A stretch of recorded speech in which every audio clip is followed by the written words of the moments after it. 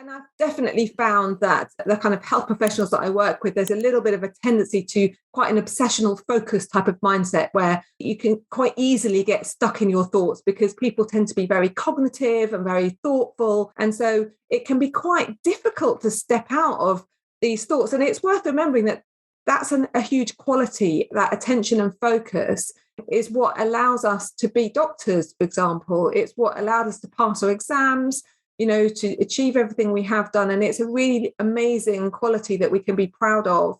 But that skill that we use, focus and attention, which helps you perhaps to solve a clinical problem, it doesn't work as well if your problem is, I've got difficult feelings. Then actually problem solving cognitively doesn't necessarily fix feeling anxious or feeling irritable. And actually feeling anxious isn't a problem that you can cognitively solve. And so you get stuck in a loop where you're trying to worry your way out of anxiety, but actually cognitive processing doesn't fix an emotion. It's like apples and pears.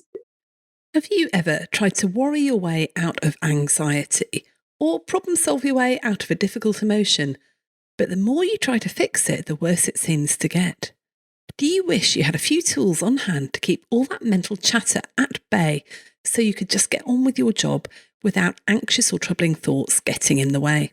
And have you ever wondered how to deal with negative emotions you might be feeling in a more healthy way than either blowing up or just burying them? This week on the podcast, Dr. Lee David, a GP, CBT therapist and author, joins us to talk about just what we can do to manage our internal chatter, our anxious thoughts and difficult emotions when dealing with high stress and high stakes jobs. Let's face it, most of us are used to sorting out issues by problem solving our way out of them. But when it comes to our own mental health, it's just not that straightforward. Lee and I discuss why this is and share a simple framework to deal with these difficult emotions, which Lee writes about in her new book, 10 Minutes to Better Mental Health. Her framework includes elements from CBT, mindfulness and acceptance and commitment therapy and is quick and easy to do on the hoof. No special qualifications required. And whilst her book is actually written for teenagers and young adults, I reckon we've all got just as much, if not more, to learn from it ourselves. So listen to this podcast to find out why reasoning with your anxious thoughts isn't necessarily the best course of action. How to label your emotions so that you can recognise them and deal with them more easily when they surface. And listen if you want to find out all about a simple 4-part framework which you can use anywhere to get you unstuck in under 10 minutes. Welcome to You Are Not a Frog, the podcast for doctors and busy professionals in healthcare and other high-stress jobs who want to beat burnout and work happier. I'm Dr. Rachel Morris, a former GP, now working as a coach, speaker and specialist in resilience at work. Like frogs in a pan of slowly boiling water, many of us have found that exhaustion and stress are slowly becoming the norm. But you are not a frog. You don't have to choose between burning out or getting out. In this podcast, I'll be talking to friends, colleagues and experts, all who have an interesting take on this, and inviting you to make a deliberate choice about how you will live and work. Before we get to the episode, I wanted to mention that in June, we're reopening the doors to the Resilient Team Academy, a membership for busy leaders in healthcare who want to support their teams for resilience, well-being and productivity without burning out themselves. We know that for many leaders, escalating workload and staff shortages mean that you and your team are feeling increasingly overwhelmed and one crisis away from not coping. The Resilient Team Academy helps you to get a happy and thriving team by teaching you to use the Shapes Toolkit to support your colleagues, giving you all the resources you need, from monthly live webinars, which you can also catch up with on demand, to bite-sized videos, short team resilience building activities that are already done for you, and much more. And we already have several PCNs, training hubs, NHS trusts and other healthcare organisations signed up. If you want to find out more about our special discounted packages for PCNs and other organisations, then do check out the link below in the show notes. Now on with the episode.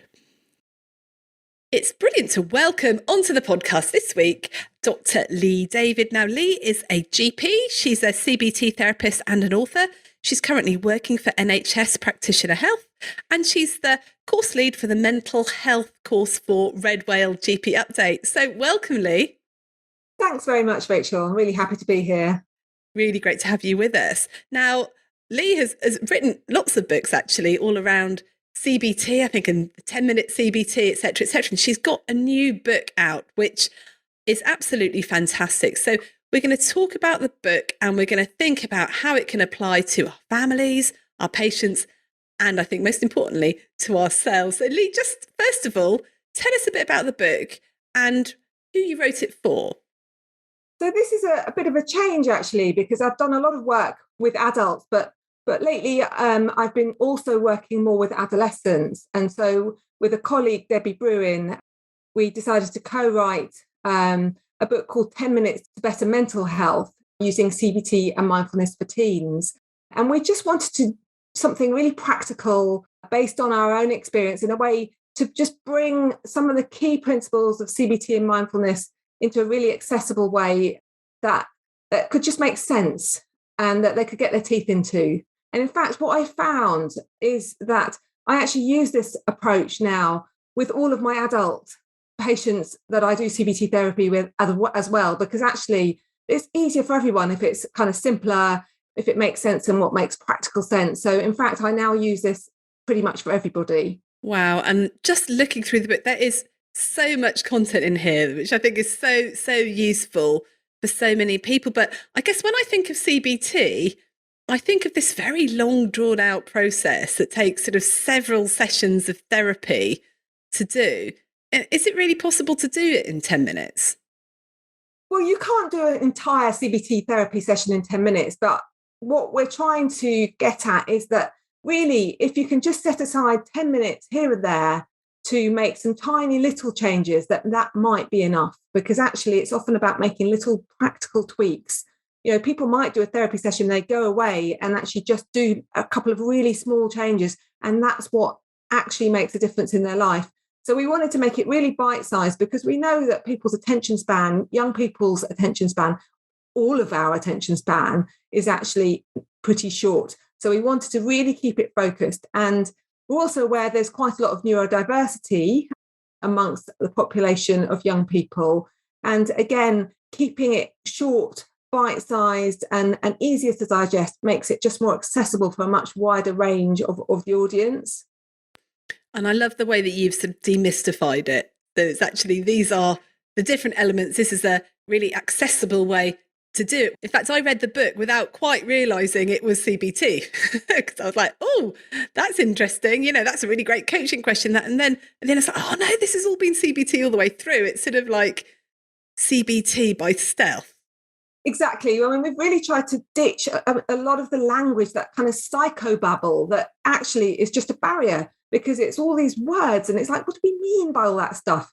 So we've actually tried to get rid of a lot of the stuff that stops people from really engaging with it and trying to make it down to earth, practical language that just makes sense. So if I could just sort of rewind a bit and just start off with CBT, because I think I've got an understanding of how it works, but what's the sort of neuroscience behind how CBT actually works? So CBT is about looking at how you think, it's looking at how you behave, and then making changes. So, and the main focus really is about functional changes, about improving the quality of living your life. And we're actually, this book is also informed a lot by acceptance and commitment therapy, or ACT, which is much less about challenging negative thoughts. So you won't see that so much through the book, and much more about just noticing if I'm having a negative thought and then choosing how to act in a way that's helpful and moves my life forwards, rather than letting a negative thought kind of derail me and lead me into a spiral of worry or something else like negative rumination. And mindfulness is about stepping back and just noticing what's going on and giving you choices about how to respond. So we have wound that together into a 4-step approach to understanding and then making changes in life, which we call 10-minute grow. So it's 4 steps, and each one, it's an acronym. So we've got G is guide, your inner guide. R is getting ready for taking action, making behavior change. O is to observe and be open. So that's kind of stealth for mini mindfulness. But again, mindfulness puts people off. As soon as you say be mindfulness, people kind of back away because it seems like, oh, I've got to sit for half an hour and kind of empty my mind, which I can't do. I'm no good at mindfulness. So again, there's a lot of barriers. And then W is for wise mind. And that comes from a different type of CBT, again, called dialectical behaviour therapy, which was developed for people with quite strong emotional swings, such as in borderline personality disorder. But it's about just channeling a bridge between your emotional mind, your logical mind, and finding wise, compassionate choices about what's helpful and unhelpful. So again, we've really tried to demystify it, taking away a lot of the language, and just have a 4-step process, which actually there's CBT in a nutshell in those 4 steps. That's really interesting. So it sounds like sort of my version of CBT is really quite outdated, which in my head it's working out what warped thoughts I've got and then desperately trying to change those thoughts so that I feel better and do better things. But sometimes it's not about changing those thoughts, it's about recognizing them and accepting them. Is that right? Exactly. So we have this really lovely analogy that I use quite a bit, and I think it's in the book, which is, if we imagine you're a GP, let's do this based on adults, because I know a lot of our listeners are going to be medics, and actually if we can apply it for ourselves, we can then apply it for our families or our patients who are young people as well. So if you imagine you're Rachel, the driver of a bus, you're a GP, and you've got to drive your bus, get the patients on, get them off. So you get there in the morning and there's a big long queue of patients at the bus stop. They're all waiting to get on. They all take ages to get on the bus, and then they're sort of rustling about, and you have to drive this bus through a lot of traffic. You have to cross lanes. You're an amazing bus driver who has to make decisions about where to go, not crash the bus, think about what the patients need, where they need to go. And you have to do all of that whilst you're driving. So now if you then stop at the next stop, and who gets on your bus? It's all your worry thoughts. So the worry thoughts are the next in line at the bus stop. The old version of CBT would be stop the bus and have an argument with the worry thoughts, have a decision, decide, stop bothering me, because the worry thoughts start saying, you might crash, be careful. Oh, have you gone the wrong way? Or don't make a mistake. Oh, don't hit that. Don't look, there's another car there, be careful. Or do you think you should go around the roundabout 3 times because you don't want to miss your exit? So the worry thoughts are kind of tapping you on the shoulder, and they're really disruptive. And so the problem is that you could stop and you could spend some time arguing with the thoughts, rationalizing them. But all the time you're doing that, you're not driving, you're not focusing on getting on with your day and driving the bus. So a more act-based approach would be to say, okay, the worry thoughts are on the bus. What can I do about it? So I'm not going to argue with them. If I try and push them off the bus, they just jump back on at the back anyway, because my worries never go away. They can always find a way back in. So I'm just going to bring my attention. So you could do the 4 steps here, actually. So G is for guide. And you think, where is important for me to be going right now? What is the important thing that matters to me at this moment? Where do I want to drive to? And supposing with the driving analogy, well, I really want to drive to the cinema because actually I want to, go and watch a movie, or I want to drive this patient to the hospital because they're quite poorly and I really need to pay attention to getting them there. So I need to focus on that. So we use our guide. Then ready for action. Okay, well, I'm going to actually focus on taking actions that involve driving. I'm going to bring my attention. So this is open and observe. I'm going to bring my attention to, say, my hands on the steering wheel. I'm going to notice the colours in the road ahead of me. I'm going to listen to the sounds, notice my seat on the chair. I'm just going to be aware that I'm driving. And I've also got a lot of thoughts and worries, but my attention, I'm going to bring it back away from the worries and say to the worries, look, sorry, mate, but I'm busy. I'm driving right now. And this is the most important thing I'm going to do. And if you keep focusing on that, then eventually they actually get a bit bored and they go and sit down at the back of the bus and kind of stop bothering you. And then W is wise mind. And that's your perspective, which means reflecting on that worry is not really getting things out of proportion. It's not helping me with my driving to pay attention to the worry or to be looking behind me while I should be looking up the road and looking where I'm driving. So actually, what makes sense is for me to focus on driving. And actually, the other thing that I have to remember is okay, if I take a breath, I really care about working and I care about how I practice as a GP. And so it really matters that I'm really focused. And so I'm actually that's what's important to me. So yeah, I'm going to bring my kind of reflective perspective on to how to deal with this situation and how to drive safely. And so you can bring those 4 steps into just dealing with worry there without necessarily just, oh, I need to change all the thoughts. So I don't know if that kind of illustrates the difference. That's really helpful because I know that in the past, when I've had some what I guess used to be called warped thoughts, or maybe still called warped thoughts, trying to argue yourself out of it sometimes works. Actually, you look at them. Is that true? Are people always acting like that? Does nobody love me? Or things like that. But actually, some of them you can't argue with, and the more you argue with, the more they come back. So that idea of just looking at it and going, is that helpful or not? And if it's not particularly helpful, I'm not going to try and argue it away, but I'll focus on something different. That is a lot more logical, really. You can see how that would work better than just trying to get rid of every single difficult thought, which you can't. If something's really bothering you, no matter how much you try and argue it away, it just won't go, will it? No, exactly. And I've definitely found that the kind of health professionals that I work with, there's a little bit of a tendency to quite an obsessional focus type of mindset where you can quite easily get stuck in your thoughts because people tend to be very cognitive and very thoughtful. And often their children are the same because obviously our genetics, means that our children are often very similar. And so it can be quite difficult to step out of these thoughts. And it's worth remembering that that's a huge quality. That attention and focus is what allows us to be doctors, for example. It's what allowed us to pass our exams, to achieve everything we have done. And it's a really amazing quality that we can be proud of. But that skill that we use, focus and attention, which helps you perhaps to solve a clinical problem, is very difficult. It doesn't work as well if your problem is, I've got difficult feelings. Then actually problem solving cognitively doesn't necessarily fix feeling anxious or feeling irritable. It's much better with problem solving, and actually feeling anxious isn't a problem that you can cognitively solve. And so you get stuck in a loop where you're trying to worry your way out of anxiety, but actually cognitive processing doesn't fix an emotion. It's like apples and pears, so they can't really relate to one another. Does that make sense?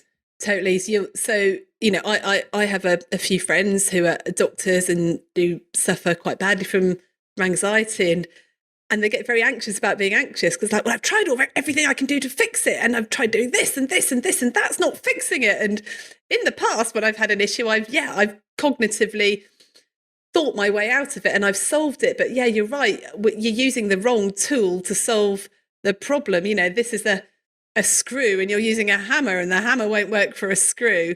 But the way we've been trained is just to use that logical left brain thinking the whole time to solve things. And then we try and apply that to our own mental health and our own well-being.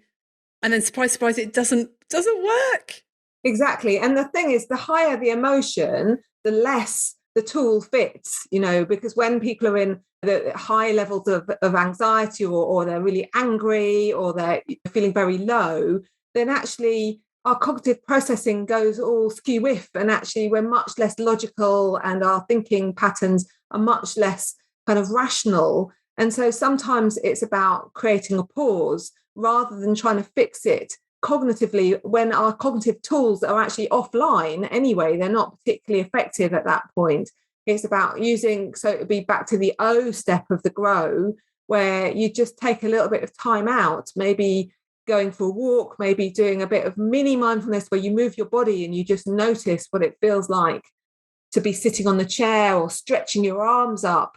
I often get people to, I'll say, just tell me a color you can see. And I'll say, oh, I can see a green pen and a green cup and a blue bottle and a blue book. And I can hear, when I say, what can you hear, in the background? What's the quietest sound and the loudest sound?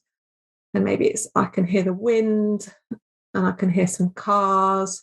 And you're stepping out of cognitive processing. It's not avoidance, but it's just recognition that whilst my thinking brain is going on, at the same time, I'm also hearing, I'm seeing, I'm feeling physically, so I use movement. And I think with young people in particular, physical movement is really helpful. So I would actually sometimes get the adolescents in my therapy room like up and running on the spot, because it creates physical sensations that you can actually more easily recognize if you exaggerate it. So you take big steps or stretch your body, your arms up wide, and just really feel that and think, okay, well, my shoulders don't feel stressed. They're just stretching. My feet don't feel stressed. My toes are actually okay right now. I know I'm still really angry and I can acknowledge that it's true, but there are parts of my body that don't. And so you can kind of rest in the knowledge that there's bits that actually there's much more to your experience than that one high level emotion. And that kind of, it's like grounding. If there's a storm,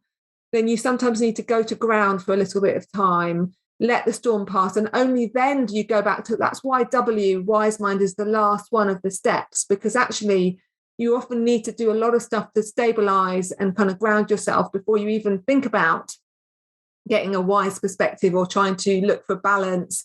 Unless we're in a mental kind of place where we're able to draw on our prefrontal cortex, and that goes offline when we're stressed and anxious. So that has to be back online before you can even consider using cognitive strategies. So it's quite late actually in the process. This is making such good sense to me, because I find this really interesting. So you've written this book for adolescents and teenagers, and actually you were saying it's aimed at teenagers, but actually it's probably good for anyone up to the age of 25. And looking at it, I think it's good for everybody.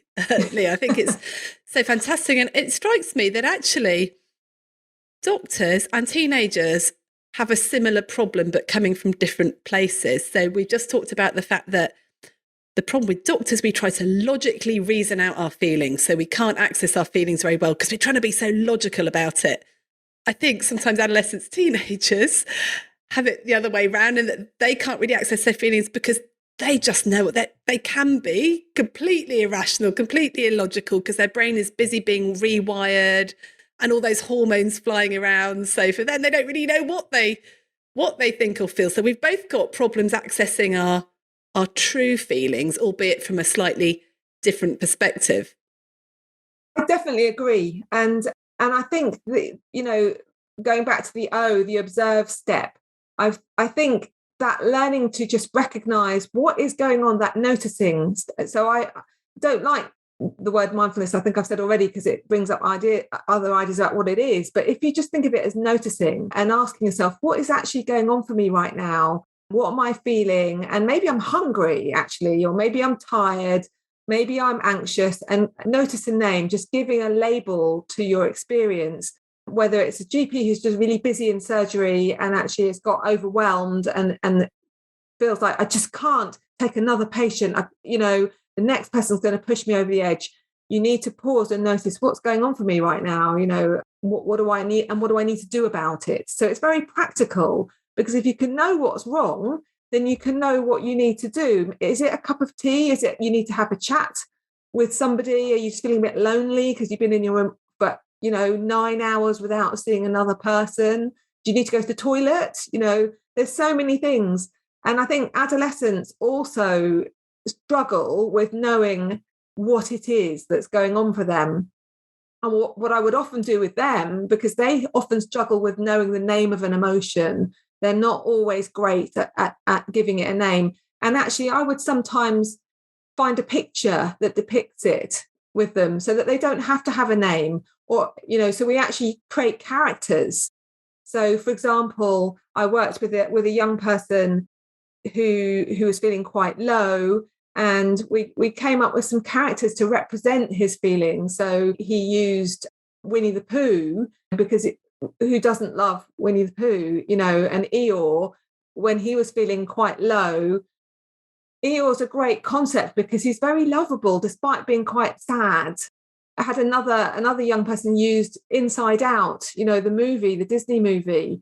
And again, they have a lot of characters. So we played with the idea of having these different characters. And so it doesn't have to be this very sort of static, tell me what the name of your feeling is, because they're like, I don't know what I'm feeling. But if you can say, yeah, Eeyore's here right now, Eeyore has shown up. And I had somebody else who found a picture. There was this really sad kind of image. It's called grief, I think. And it was this sculpture of a kind of empty person, and they were just looking really sad and lonely. And for her, it just represented how she felt when she was feeling overwhelmed. And so instead of saying, and I think its name was melancholy.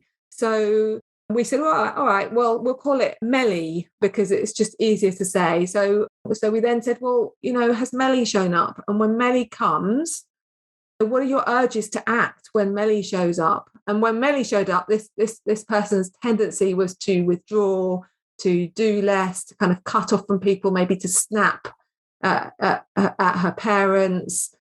And so we could just recognize that Melly probably needed a bit of a hug, actually. Melly was probably quite sad and lonely because there's this sense of, I need to get rid of that Melly. Melly's a bright pain and I can't live with having a Melly in my life. It's too stressful. I need to be free of Melly. But of course, we can't be free of our Mellys. We have to live with them. And so actually what Melly needs, a cup of tea and a nice slice of cake, and to be kind of welcomed and said, come and sit next to me. And when you feel a bit better, we'll maybe carry on. And don't worry, there's no rush. Once you feel better, we'll get back on with things. Don't worry, I'm not going to have a go at you if you're struggling. And that's what Melly really needs. And that's what we need to offer ourselves. And so you can use lots of imagery and playing rather than feeling like it has to be this very static, emotion-focused language, which I don't think young people or adults actually particularly engage with. I think images are always so helpful, aren't they? Or just that's why we love stories and metaphors, isn't it? So that metaphor of Eeyore, immediately, if you've grown up with him, you know exactly what that is. It's, like you said, lovable, but really looking on the bleak side the whole time. And, it's like, come on, Eeyore. And I mean, we do that in coaching. I use image cards all the time. And I remember when I first had my coaching, just being shown these different images and saying, how does life feel at the moment? How would you like it to feel? And I could not have described that, but I could see it in the cards immediately. And like, that's how I want to be, not like that. So it's helping people access their right brain a little bit as well. It is, because when you create an imagery and if you name it as well. So I had someone else they're in a chimp and who's called George. So they would refer to, oh, my George has shown up. And that process of just noticing, okay, here's George and he's telling me this and he wants me to do this. But just as soon as you say, I'm spotting that George is here, you're not in George at that moment. You're noticing from your prefrontal cortex, you're watching George from outside. So actually that is mindfulness right there in that in a split second, but it's very quick. And so actually that's all you have to do is learn to look at it from a slightly different perspective. So we need to kind of have stories, images, ideas, humor, anything that gets people reflecting and thinking a bit more broadly. Yeah, I don't think it's not just adolescents, is it, or children? It's adults as well. So, and if anyone hasn't read The Chimp Paradox, which Lee was referring to, I'd really suggest you go and read The Chimp Paradox by Professor Steve Peters. And yes, he talks about your inner chimp being this amygdala reaction. And interestingly, one of my colleagues has the Chimp Paradox book for children, and in the children's version you get to name your chimp, and so her daughter named her chimp but then made her mum name the chimp as well, so that all the whole family have named their chimps. Now, as far as I remember, in the Chimp Paradox for adults we don't name our chimps, but I think it would be really helpful to name that chimp, name that melancholy Eeyore bit of yourself as well, because like you said, the minute you can step back and go, oh, there's Colin, or whatever, that's that mindful moment which shows that you are not your feelings, right? Yes. They are not the truth. Exactly. So I try and encourage people, as I've spent more time kind of practicing as a therapist, I've become very interested in internal family systems, which is not CBT based at all, but it looks at different parts of yourself. And I really like that idea because it actually, we have our inner Eeyore, we probably have an inner Tigger, we've got an inner critic, and we've also got an inner wise, compassionate, sort of reflective, thoughtful part, who is the part that is so good at supporting our patients, our friends, which actually, if we just engage that part, we don't need to have external advice about how to deal with stuff, because we've, generally speaking, got all the answers already, but it's just a bit offline, because that wise part, the prefrontal cortex part, which is the wise part, is a little bit slower to step up than the chimp part, which comes up, in the face of danger or stress. Who comes first? The inner chimp says, there's a problem. So immediately that comes up very quickly. And so the prefrontal cortex is slower. But if you give it time, so that's back to the open, observe and pause, it will catch up. And actually, you don't need to do anything very clever except wait for the wise part to give you some perspective. And I would often get people to create an image for their wise part as well, actually, and give that a name.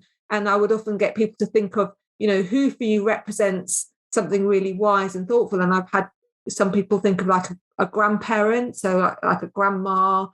Somebody else was like bird, a tree, the sun. A lot of people, pets, because pets are often much more wise, I think, than humans. And so a lot of people are with a cat. So somebody thought of their lovely cat that they had when they were growing up. And when they were feeling stressed, it was kind of just imagining that the cat sat on your lap and the cat's like, do you know what? I don't really care about these problems you're telling me about, that they're not that important to me. I love you. And, I said to them, do you think the cat or your grandma loves you more if you don't make mistakes? Do you think your cat or your grandma thinks more highly of you if you're a perfect version of yourself? And they're like, no, actually, no. And it's like, no, possibly the opposite. Like, they love you more when they know you need support, and they don't just love you when you're doing really well. And that's how you can cope with our inner perfectionist part, is to just remember that the wise part is in there too. So we get the cat on our lap, curled up, give the cat a stroke, which kind of is very soothing, and it engages our self-compassion. We start releasing oxytocin, we start feeling a bit more emotionally balanced. And then we get imagery that might come up to, well, what would the cat's perspective be? What would grandma's perspective be? And maybe it's like, I think you're doing your best. I think you're doing a really good job. And I know it might not be perfect, but you know what? I think you're doing really great, and I'm really proud of you. And I don't expect you to never make a mistake. I kind of accept you as a human. And we all know that, but we have to give ourselves space to acknowledge that, and giving that a name and a bit of an imagery and giving it a story for you. So personally, I like to use a tree, because I love the fact that trees are wise, they're really old, and they just don't care about the rubbish that I worry about. The tree's just like, okay, never mind, Lee. That's been going on for years. I've been here for 100 years, and it wasn't, I wasn't bothered about it then, and I'm still not. And so it kind of helps me to just let go a little bit of the minutiae that I'm probably stressing about. So I think it really helps to have an imagery with that too. I love that. I love that image of a tree. It's about getting perspective, isn't it? And I love the metaphors. I love the stories. I love that idea of the cat. My cats are really stupid, actually. So I think that would work. And I was thinking, maybe we could do the wise old owl from Winnie the Pooh. But actually, that owl is a bit daft and a bit critical, actually, isn't it? Owl is a bit critical. It's a bit of a "I told you so" kind of approach, which we all have that inner owl as well. Maybe we need to just name that inner owl, who's a bit of a know-it-all and a bit of a critical kind of part. Maybe that's that part. So I suspect that would fit that. And we need another part. It's worth remembering that you've got all these different parts. And it's a bit like being a slightly dysfunctional team. I've got my own team, and they are definitely a bit on the dysfunctional side at times, and, all pulling in different directions, and they're all arguing with each other and have different ideas about what's best, and sort of criticizing each other and criticizing me. And, it's all kicking off sometimes when I'm feeling stressed inside. And so you kind of need the wise leader to be able to step up and be like a team leader who can make the tough decisions and doesn't always listen, to the critic who's shouting, but you need to do more, you need to work harder. And actually somebody needs to go, I know you're always going to say that, but I'm going to make the call that it's time to stop and have a rest, because I think for us, that's the best thing to do. So I do hear that you would like to do more and that you really care about achievement.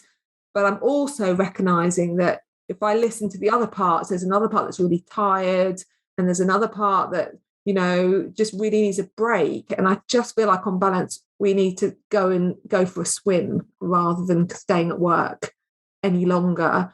And so you need somebody to, again, that back to the prefrontal cortex, who's got a perspective and who makes kind of logical but compassionate decisions about what to do and how to lead this very complex team.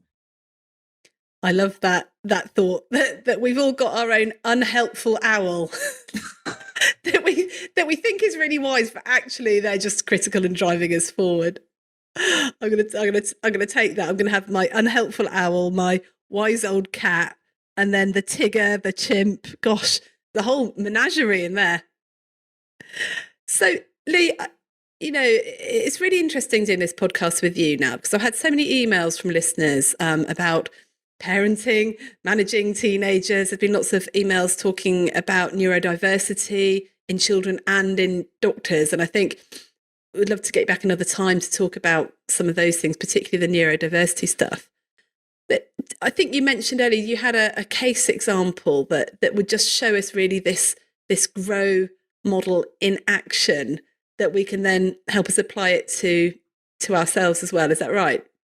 So I was thinking of a case of a 15-year-old young man who's lovely young man who came to see me because he was quite low and his mum was a bit worried about him.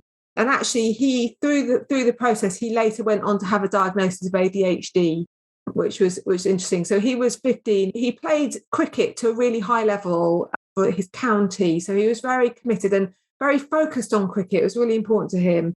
And he was also doing his GCSEs, and he found those a lot harder. It was during lockdown, the cohort who was having to do lots of homework. So you can imagine with ADHD, he found it really hard to focus on Zoom lessons. He just really found that hard. So let's just think about a whistle-stop tour through the 4 growth steps and how we might apply those. And I always start with G, because actually I think finding out what people care about and where they want to take their life. So it's just starting with him and say, what do you care about in life? Who do you want to be? So he was obviously very motivated by the cricket, which was his real love. But actually, he did want to pass his GCSEs. That did matter to him, and his friends mattered to him as well. So it was just helpful to have that understanding that those things actually were things that he wanted and not just being put on externally by his parents or by the teachers. And so then we're like, okay, ready for action. What little steps can you take? So, and again, that's thinking about, well, what problems are you facing? So he was struggling with a bit of perfectionism, so that when he was playing cricket, so his critic would show up. So his low mood would show up saying, well, you're not very good at, cricket. I bet you're going to mess this up. And also the critic would show up and he would say, well, you should be better than this bowler because they're actually in a lower team than you. So you should be getting this right. So you should be. And so it was a bit like driving his bus. It was very, very distracting. He'd be standing with the cricket bat and then all this barrage of stuff would be going on around him. And it was really hard to focus. So we went on to do the O, which was observe and open. Okay, when you're standing at that moment, to play cricket, for example, can you just focus on your hands on the bat? Can you look at the colour, look at the sky, hear a sound, and really ground your feet? Just think about, and the physical movement of playing cricket. And we went back to his guide, so we did a little bit of looping and just remembered, what's the purpose of playing cricket for you? And actually, since he'd gone to a higher level, he'd got stuck in, but I need to win. I need to be good. And actually, that is very distracting to actually playing well, because it's just the whole mental stuff is going on. So we focused on his actual guide was like, but I just love cricket. That's why I play. And so we focused on trying to play each match to the best, to enjoy it and focus on having a goal to play the best cricket that you have available on that particular day. And he found that really helpful, actually, to just reduce that kind of perfectionist, performance-based So moving away from outcomes and moving on to process. And in fact, he had a very similar thing going on when he sat down to study, which he found hard, that all of his critics would show up and say, why did you find this so hard? Everyone else can do it. Why can't you get? And so his critic would show up big time. And again, like driving the bus, it completely stops you from studying effectively. If all you're doing is thinking about how rubbish you are, then it's not an effective study technique.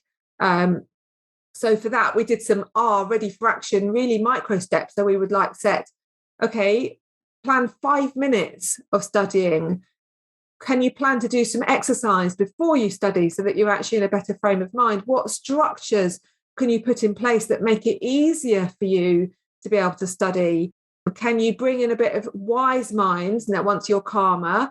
So a compassionate kind of perspective that everybody struggles actually. And so noticing that has his Eeyore shown up? Has his critic, his owl, have they shown up? Are they squawking and being very distracted? And so actually it's saying, hello, owl, hello, Eeyore, I hear you, but I'm going to ask my wise mind to make the decision about how best to manage right now. And wise mind says, I'm going to do 5 minutes of studying and then I'm going to go for a walk. Okay. And that's all I'm going to aim for right now. And if I end up doing 10, great. And so it was all about just creating a structure that supports somebody with ADHD. And that's a lot about neurodiversity is about knowing what structural environmental factors help somebody to thrive and actually acting them out. So it's enacting the things that make you more likely to succeed. So it's putting into place the breaks, it's putting in the walks, it's putting in the, time.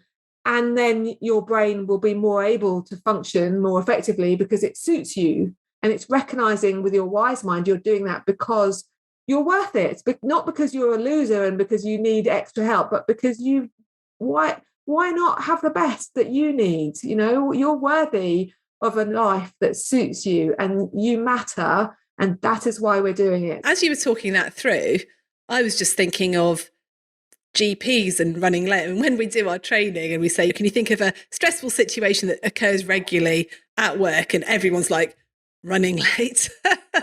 Everybody hates running late, don't they? And I'm just applying all of these to running late, thinking, and all these thoughts and that unhelpful owl, that critic saying, no one else runs late like you, and you must be a really bad doctor, and all these things. And then thinking about actually why are we doing being a doctor in the first place? Going back to that guide and just being able to stay in the moment rather than fretting about all the patients you haven't seen or the ones that you've seen. I just think this is so applicable to professional life as well as helping teenagers.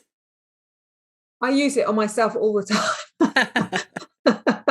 I do. It's amazing. And I use it with my family as well, although it's a lot harder to do with your own family, I would have to say. Sometimes the best way to teach our family as well is to do it ourselves. It's to model it, I think. And so sometimes we need to learn it, absorb it. I often say this to when I'm working with practitioner health with people who've got children, and it's just reminding people that, every time you care for yourself, you're actually teaching your children to value caring for themselves because they're learning by watching you. Every time you ignore your own feelings and maybe put them first, but actually to the detriment of you, you're teaching them that that's really what they ought to be doing at some point. And actually, I'm not sure that's a healthy kind of approach. So actually learning to care for ourselves, in an open way, and that matters. I think that's actually really important.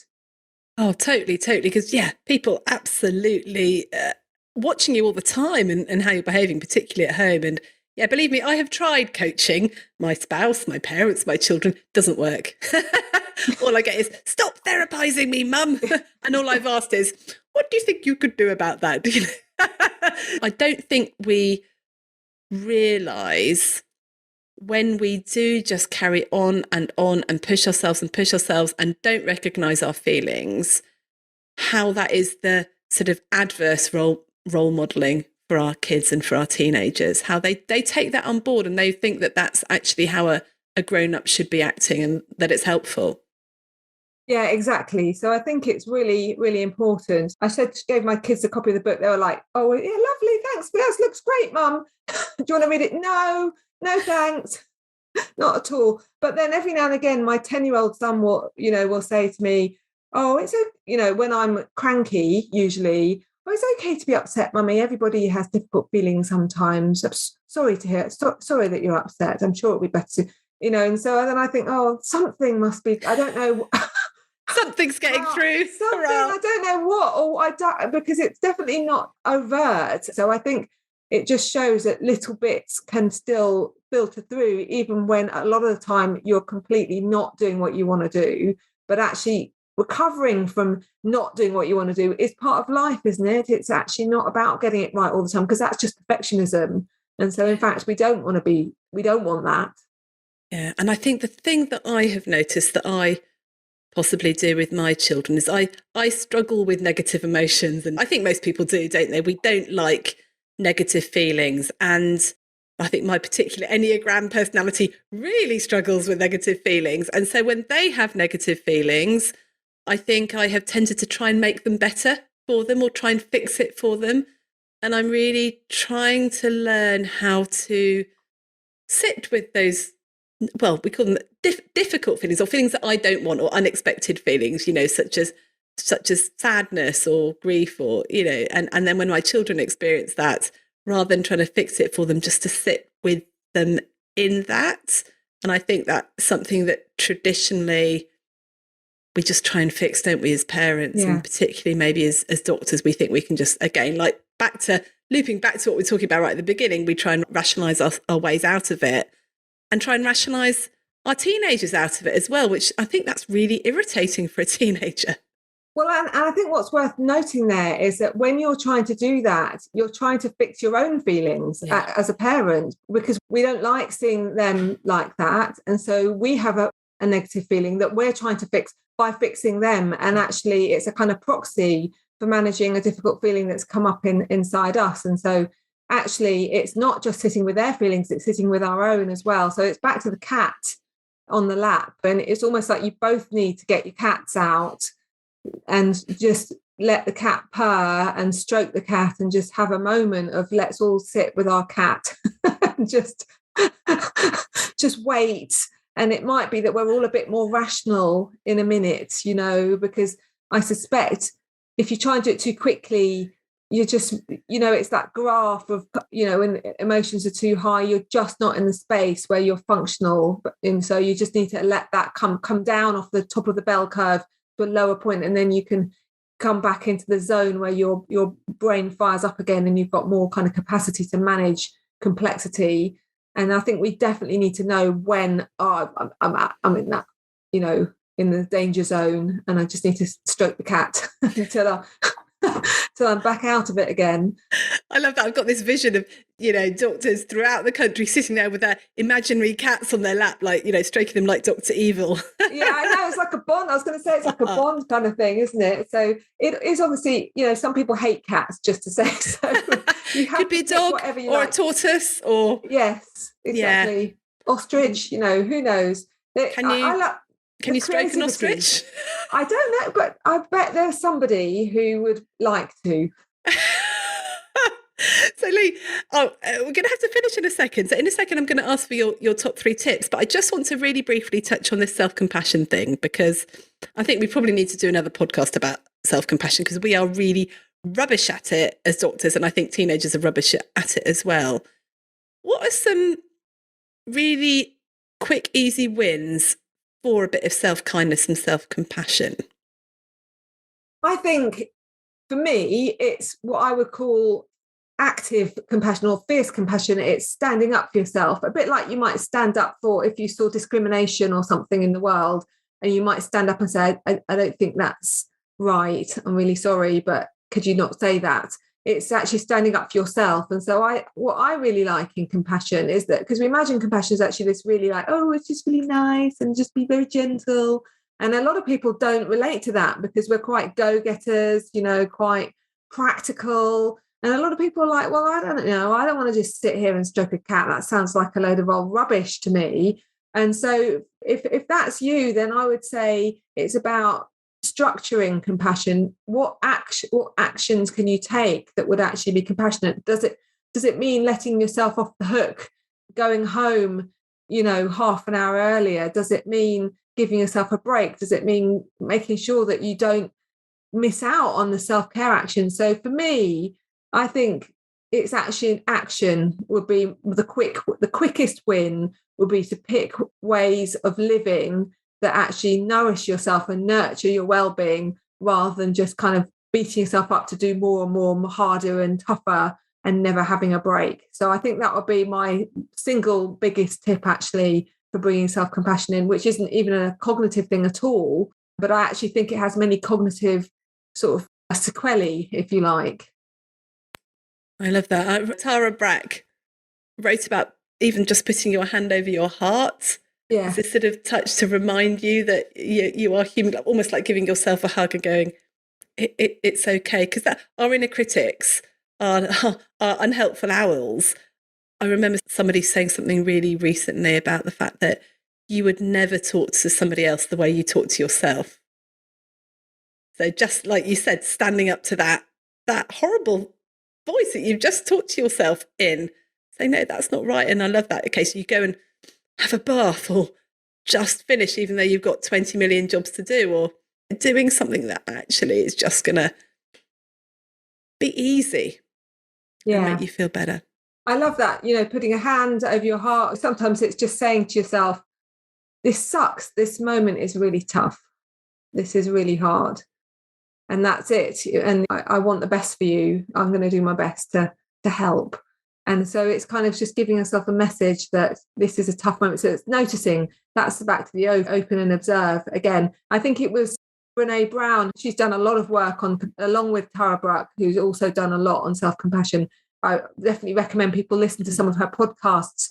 She's got some fantastic ones about kind of battling shame, vulnerability, and self-compassion comes up there. And she's written a book called Fierce Self-Compassion, which she talks about this idea about kind of viewing it as being a bit more of a dynamic kind of, I like the idea of it being more dynamic and not just kind of this namby-pamby, lie down and wait for people to be nice to me kind of thing. But actually it's actively doing something that stands up to say, yes, I matter.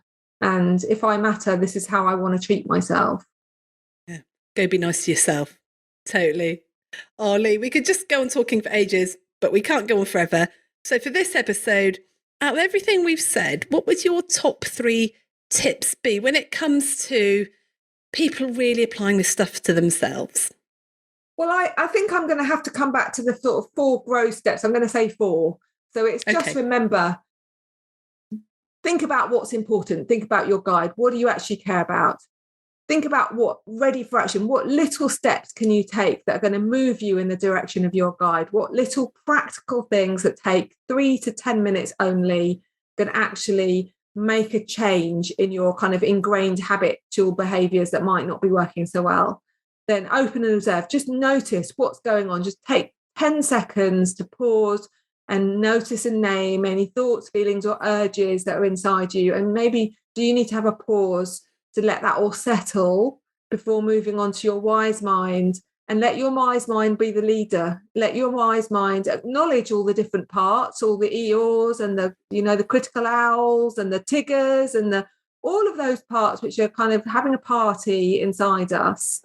But let the wise mind, who is our prefrontal cortex, just slowly reflect on, well, what's the most helpful way to kind of bring this together and make decisions about what's workable, about what's going to be kind of best for me, for other people, what's got a perspective. Do I need to draw some boundaries? Do I need to make some decisions? Do I need to just get on with something? How do I need to cope in this situation? And just bring the wise mind in to make the final call about, don't let it be Tigger or Eeyore who makes the final decision. Let it be the wise mind who listens to them, but then makes a decision about what to do. Brilliant. Oh, that's so helpful. And the good news, in your book, there's lots of other little strategies under each of those sections, aren't there, that people can people are going to get hold of and use, and I'm definitely going to be using. I think for me, I just love the idea of this sort of wise cat and the unhelpful owl and the Tigger and the eel. I'm definitely going to be doing that and checking out those strategies. So, Lee, how can people either get hold of you or the book or find out more about the work that you do? My website is 10minutecbt.co.uk, and the books are available on Amazon or any other bookseller that you want to go to. So it is available. It should be available on Kindle as well. And then it will also be having an audio book, which is quite exciting. It's called 10 Minutes to Better Mental Health, a step-by-step guide for teens using CBT and mindfulness. Wonderful. That's brilliantly. Thank you so much for coming on. Will you come back another time? There's so much more in this that I want to talk about. I'd love to. Thank you. Yes. Thanks for inviting me. Thank you. And we'll speak soon. Bye-bye. Thanks for listening. Don't forget, we provide a self-coaching CPD workbook for every episode. You can sign up for it via the link in the show notes. And if this episode was helpful, then please share it with a friend. Get in touch with any comments or suggestions at hello@youarenotafrog.com. I love to hear from you. And finally, if you're enjoying the podcast, please rate it and leave a review wherever you're listening. It really helps. Bye for now.